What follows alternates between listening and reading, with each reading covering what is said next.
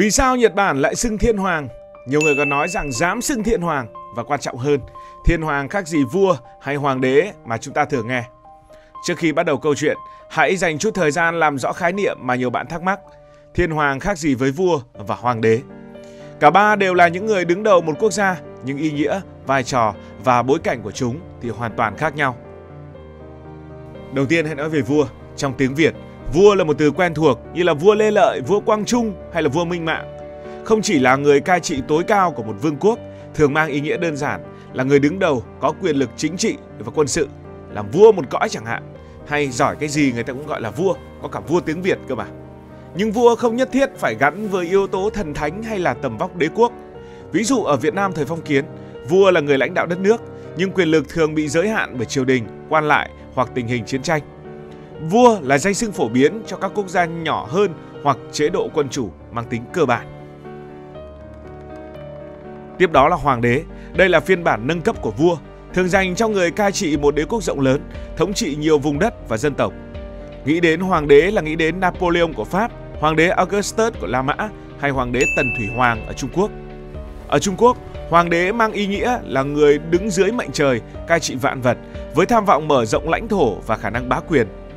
Danh xưng này gắn liền với quyền lực tuyệt đối, với sự chinh phục và thường là một nhà nước tập trung mạnh mẽ. Đến với thiên hoàng. Thiên hoàng của Nhật Bản thì mọi thứ phức tạp hơn nhiều. Thiên là trời, hoàng là vua. Nhưng điều làm thiên hoàng khác biệt là nó không chỉ đơn thuần là người cai trị mà còn được xem là hậu duệ trực tiếp của thần linh. Cụ thể ở Nhật Bản là nữ thần mặt trời Amaterasu trong thần đạo. Như vậy nếu vua dựa vào quyền lực ở trần thế, hoàng đế dựa vào sự chinh phục, thì thiên hoàng lại mang yếu tố thần thánh vượt trội. Trước Thế chiến thứ hai, thiên hoàng được coi là thần sống, một vị trí mà không vị vua nào, không một vị hoàng đế nào trên thế giới có được. Hơn nữa, thiên hoàng không nhất thiết phải cai trị một đế quốc rộng lớn như hoàng đế, mà là biểu tượng tinh thần tối cao của dân tộc Nhật Bản, ngay cả khi quyền lực thực tế đôi khi chỉ là con số 0. Vậy thiên hoàng ở Nhật Bản đã ra đời như thế nào? Câu chuyện của chúng ta bắt đầu từ thời xa xưa, nơi lịch sử hòa lẫn với huyền thoại như một cuốn sách thần tiên. Hãy tưởng tượng cách đây hơn 2.600 năm, khoảng năm 660 trước công nguyên, vùng đất Nhật Bản còn là một quần đảo hoang sơ, đầy núi rừng đồng lúa và những bộ lạc nhỏ lẻ tranh giành nhau từng mảnh đất. Lúc này, một nhân vật huyền thoại xuất hiện, Jimmu, người được coi là thiên hoàng đầu tiên trong lịch sử Nhật Bản. Ông không phải là người thường, ông là cháu trai của nữ thần mặt trời tối cao trong thần đạo, tôn giáo cổ xưa của người Nhật. Chuyện kể rằng nữ thần mặt trời Amaterasu từ cung điện trên trời nhìn xuống trần gian và thấy vùng đất này cần một lãnh đạo để mang lại trật tự. Bà đã sai cháu mình, Jimmu, dẫn một đội quân chinh phục vùng Yamato, cái nôi của văn minh Nhật Bản sau này. Hành trình của ông không hề dễ dàng, ông phải đối mặt với các bộ lạc địa phương hung dữ và những trận chiến khốc liệt kéo dài nhiều năm. Tương truyền trong một trận đánh, khi quân của ông sắp thua, một con chim vàng, biểu tượng của thần mặt trời bay xuống làm mù mắt kẻ thù và giúp ông giành chiến thắng. Cuối cùng sau bao khó khăn, Jimmu đã đến được Yamato và lên ngôi vào ngày 11 tháng 2 năm 660 trước công nguyên, ngày mà sau này đã trở thành quốc khánh Nhật Bản. Ông tự xưng thiên hoàng, khẳng định mình là người cai trị dưới mệnh trời, hậu duệ của thần linh. Nhưng đây có phải là sự thật lịch sử hay không? Các nhà sử học hiện đại rất nghi ngờ. Nhiều người cho rằng ông chỉ là nhân vật huyền thoại, được triều đình sau này sáng tạo để hợp thức hóa quyền lực của hoàng gia. Dù sao đi nữa, danh xưng thiên hoàng đã ra đời từ đây, mang theo ý nghĩa thần thánh mà không vua hay hoàng đế nào sánh được. Nó đánh dấu sự khởi đầu của một triều đại được cho là lâu đời nhất trên thế giới. Một triều đại vẫn tồn tại từ đó cho đến tận ngày nay. Sau vài trăm năm, Nhật Bản lúc này vẫn là một quốc gia trẻ, đang tìm cách định hình mình giữa những ông lớn của châu Á, đặc biệt là Trung Quốc.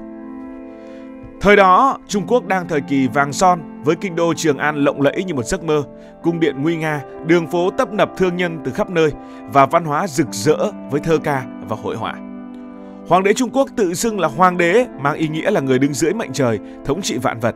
Danh xưng này không chỉ là cái tên mà còn là lời tuyên bố về quyền lực tối thượng và tham vọng bá chủ của Trung Quốc. Nhật Bản nhìn thấy điều này và họ nghĩ rằng họ cần phải có một danh xưng tương xứng. Nhưng họ không sao chép y nguyên như một số nước láng giềng. Thay vì gọi hoàng đế, Nhật Bản đã sáng tạo ra thiên hoàng, một cái tên vừa giống vừa khác. Nó giúp Nhật Bản khẳng định vị thế ngang hàng với Trung Quốc, dù lãnh thổ thì nhỏ hơn nhiều. Và nó cũng tạo ra một sự độc lập.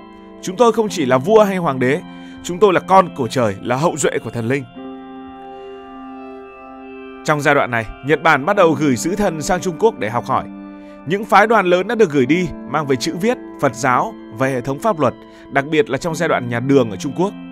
Nhưng dù học hỏi, Nhật Bản luôn giữ thái độ kiêu hãnh. Danh xưng Thiên Hoàng không chỉ là cái tên, mà còn là biểu tượng của sự tự hào dân tộc. Đến thế kỷ thứ 8, dưới thời Nara, danh xưng Thiên Hoàng đã chính thức hóa trong một bối cảnh đầy biến động. Nhật Bản xây dựng kinh đô đầu tiên, ngày nay chính là Nara, mô phỏng theo Trường An của Trung Quốc, với những con đường thẳng tắp và cung điện nguy nga. Đây là lúc họ hệ thống hóa từ nhà nước, luật pháp, thuế má đến tôn giáo. Thiên Hoàng cũng không còn là một thủ lĩnh bộ lạc nữa, mà trở thành trung tâm của cả chính trị lẫn tín ngưỡng. Dân chúng tin rằng Thiên Hoàng có thể cầu mưa, mang lại mùa màng bội thu hay xua đuổi thiên tai như động đất, bão lũ, những thứ mà rất phổ biến tại Nhật Bản. Nói cách khác, Thiên Hoàng được xem là thần sống, một đặc điểm mà không vị vua hay hoàng đế nào trên thế giới có được. Thêm vài trăm năm nữa, đến thời kỳ chiến quốc, tức quãng thế kỷ 15-16 ở Nhật Bản, đất nước này rơi vào một giai đoạn loạn lạc mà ai mê phim samurai thì cũng đều mê mẩn. Những lãnh chúa chia nhau cai trị từng vùng, đánh nhau tóe khói để tranh giành đạt lợi. Kinh đô Kyoto tan hoang sau những cuộc giao tranh, hoàng cung đôi khi không có tiền sửa mái dột. Có giai đoạn, Thiên Hoàng phải bán chữ ký hoặc thư tay của mình cho các lãnh chúa để kiếm tiền sinh sống. Quyền lực chính trị của ông gần như bằng không, nhưng điều kỳ diệu là danh xưng Thiên Hoàng vẫn được kính trọng như một biểu tượng thiêng liêng.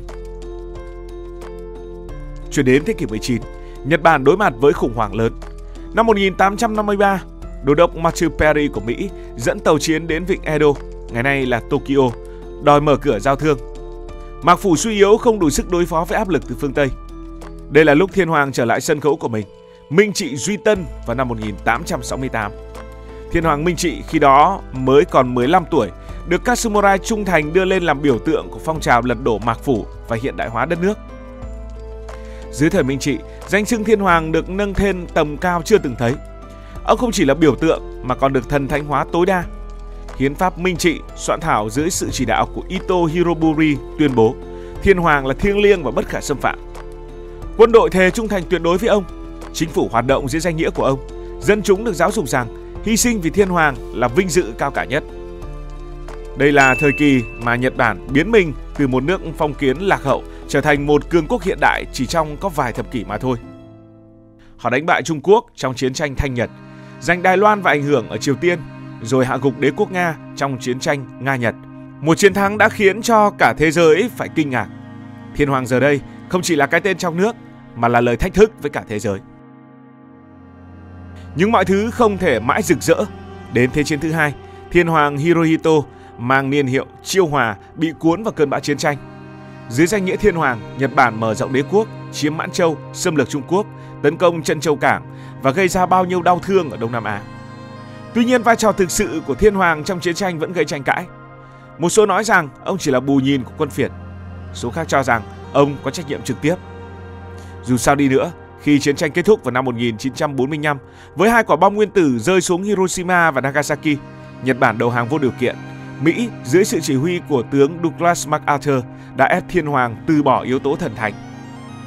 Ngày 1 tháng 1 năm 1946, trong tuyên ngôn nhân thần, Hirohito đọc bài phát biểu lịch sử qua radio. Lần đầu tiên dân chúng nghe giọng ông không phải thần, ông chỉ là con người.